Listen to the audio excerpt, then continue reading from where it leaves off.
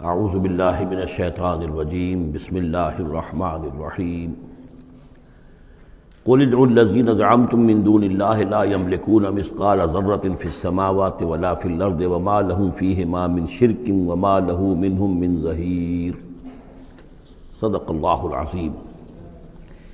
اے نبی، ان مشرکین سے کہیے کہ پکارو جن کو بھی تم نے گمان کیا ہے کہ وہ اللہ کے سوا تمہارے مددگار ہیں یا تمہارے اولیاء ہیں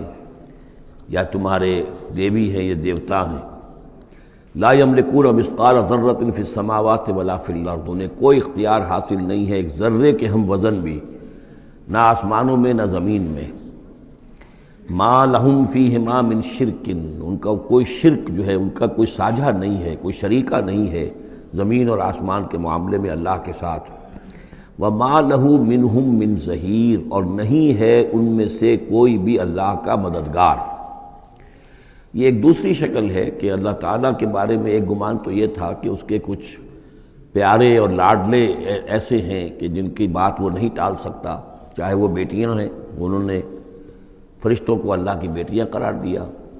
یا یہ کہ اور اولیاء اللہ ہیں یا اور ہیں بزرگ ہستیاں ہیں، تو ان کی سفارش سے ہم بچ جائیں گے۔ اور دوسرا ایک تصور یہ بھی رہا ہے اس مشرکانہ پورے اوہام کے سلسلے میں کہ ایک اللہ تو ہے بہت بڑا اللہ، وہ تو سب سے قابو یافتہ ہے، سب سے اوپر ہے، اس کائنات کا خالق مالک تو وہی ہے، لیکن اس نے چھوٹے اپنے نائبین رکھے ہوئے ہیں۔ یعنی یہ جو ان کا ذہن تھا کہ آخر ایک چھوٹی سی مملکت بھی ہوتی ہے تو بادشاہ کے کچھ ایسے منصبدار بھی تو ہوتے ہیں، کوئی سپہ سالار بہت بڑا ہے، فوجی لیڈر ہے، تو اس کے چھوٹے چھوٹے اس کے جو اور آفیسرز ہیں اور جو اس کے جو بھی سالار ہیں، تو آخر ان کا بھی کچھ عمل دخل ہوتا ہے۔ تو اللہ نے اپنی اس عظیم کائنات میں کچھ اختیارات تقسیم کیے ہوئے ہیں اپنے نائبین کو، جو اس پوری کائنات کا انتظام چلانے میں اس کے مددگار ہیں۔ یہ تصور جو ہے نائبین سلطنت کا، یہ بھی ان کے ہاں موجود تھا، اور یہ زیادہ تر ہندوستان کی جو مائتھولوجی ہے اس میں یہی ہے، دیوی دیوتا۔ اصل میں اس تصور میں اور ایمان بالملائکہ میں بڑا باریک سا فرق ہے، لیکن یہ باریک سا فرق جو ہے مردی اور نامردی قدم فاصلہ دارت زمین و آسمان کا فرق واقع ہو جاتا ہے۔ ہم بھی مانتے ہیں کہ فرشتے ہیں، یہ کارندے ہیں اس کائنات کے، یہ اللہ کی اس کائناتی حکومت کے سول سروس ہے، ان میں سے کسی کے پاس اختیار کوئی نہیں ہے، وہی کرتے ہیں جس کا حکم ملتا ہے، لہذا ان میں سے کسی کو پکارا نہیں جائے گا، ان سے دعا نہیں کی جائے گی، ان سے استدعا نہیں کی جائے گی، استغاثہ نہیں کیا جائے گا، استمداد نہیں کی جائے گی، کچھ نہیں۔ پکارو اللہ کو،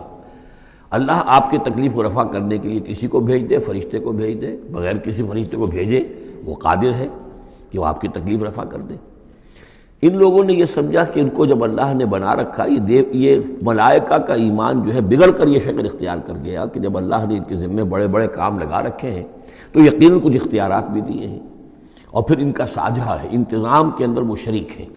اس کی نفی ہو رہی ہے۔ وما لہم فیہما من شرک وما لہ منہم من ظہیر، ان میں سے کوئی بھی ایسا نہیں ہے کہ جو اس کا مددگار ہو۔ ولا تنفع الشفاعۃ عندہ، اور اس کے ہاں شفاعت جو ہے مفید نہیں ہوگی، الا لمن اذن لہ، مگر اسی کے حق میں جس کے لیے کہ اجازت دی گئی ہو۔ حتی اذا فزع عن قلوبہم، جب اللہ تعالیٰ فرشتوں کو کوئی حکم بھیجتا ہے تو اس اللہ تعالیٰ کی عظمت کی وجہ سے اور جلالت کی وجہ سے ان کے اوپر بھی ایک طرح کی دہشت طاری ہو جاتی ہے۔ پھر جب وہ دہشت ان کے دلوں سے ہٹتی ہے، قالوا ماذا قال ربکم، تو ایک دوسرے سے پوچھتے ہیں آپ کے رب نے کیا فرمایا، کیا حکم ہے، کیا نئی بات آئی ہے۔ قالوا الحق، وہ کہتے ہیں جو کچھ فرمایا وہ حق ہے، وہو العلی الکبیر، اور وہ بہت بلند و بالا ہے، فرشتوں کا بھی معاملہ یہ ہے اس کے ساتھ، اور الکبیر ہے، بہت بڑا ہے۔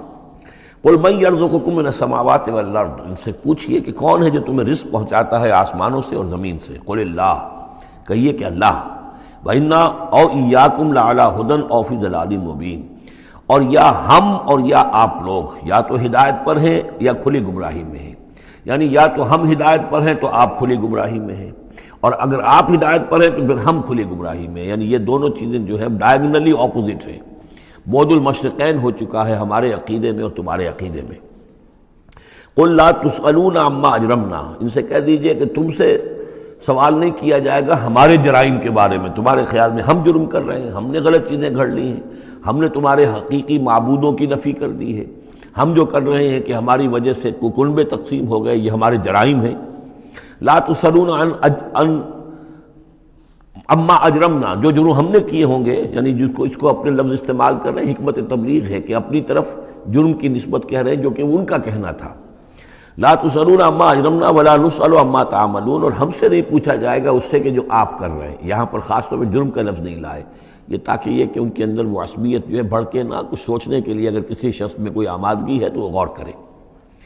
قل یجمع بیننا ربنا ثم یفتح بیننا بالحق، کہہ دیجئے کہ ہمیں جمع کرے گا ہمارا رب ایک دن اور پھر فیصلہ کر دے گا ہمارے مابین حق کے ساتھ۔ وہو الفتاح العلیم، اور یقیناً وہی ہے فیصلہ کر دینے والا، اور فیصلہ بھی ہوگا بالبناء علم، جو سب کچھ جاننے والا ہے۔ قل ارونی الذین الحقتم بہ شرکاء کلا، کہیے ان سے ذرا دکھاؤ مجھے کون ہے وہ لوگ کہ جن کو تم نے ملا دیا ہے اللہ کے ساتھ شریک کی حیثیت سے، کوئی نہیں۔ بل هو اللہ العزیز الحکیم، وہ تو ایک ہی اللہ ہے، خود العزیز ہے، اپنی ذات میں العزیز ہے، اس کی قدرت کسی اور کے بل پر قائم نہیں ہے، کسی اور کے سہارے پر نہیں ہے، کسی اور کی مدد کا وہ محتاج نہیں ہے، بلکہ وہ تو العزیز ہے اپنی ذات میں خود، اور الحکیم ہے کمال حکمت والا۔ وما ارسلناک الا کافۃ للناس بشیرا ونذیرا، اور اے نبی ہم نے نہیں بھیجا ہے آپ کو مگر تمام نوع انسانی کے لیے بشیر و نذیر بنا کر۔ یہ نوٹ کر لیجئے کہ واحد رسول اللہ کے محمد ہے صلی اللہ علیہ وسلم، جو تمام نوع انسانی کے لیے بھیجے گئے۔